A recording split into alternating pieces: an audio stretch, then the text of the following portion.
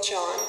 Most creation myths we know today stem from the Indo-European myth because the Indo-Europeans spread over, say, to India and Europe, and those people then went on to colonise a lot of the world and spread their influence. But before then, there was a myth, and that very first myth we can trace back into Africa. And there was a motif, people coming from the underworld through a tree. So originally people thought that people came into the world climbing from underground and out of a tree.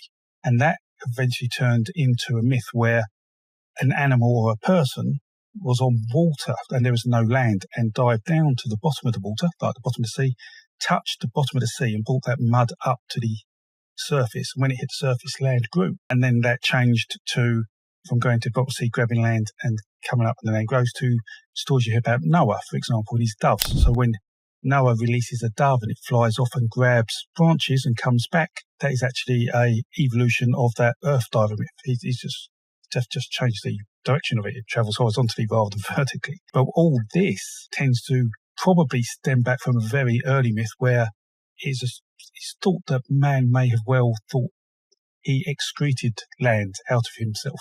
It had to be born somehow, the earth, and men wanted the world to be shaped in their image rather than women's image, and not wanted to be sexist here, but most mythology up until recently was written by men, for men, about men. Adam created Eve from his body. Your God created Eve from Adam's body. Mm-hmm. It was always man that done it. And so, there are things you get Freud, although he's got this recognition nowadays saying things, this is sort of pregnancy envy by men, wanting to give birth to something. But yes, if you're a primitive man and you excrete, then you've created something almost from nothing. Mm-hmm. And they just had that process, and that is how land created, and that developed into, say, the tree myth and then the earth diver myth. Sure. And then we see these myths, the earth diver and the dove myth, as I call it, and then that goes on to an animal in a tree dropping fruit, and where fruit lands, that turns into land.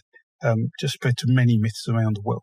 Wow. So that's the very first sort of creation motif. We haven't actually got the whole myth, like the whole story, but we know that part of it. That's how they think land was created.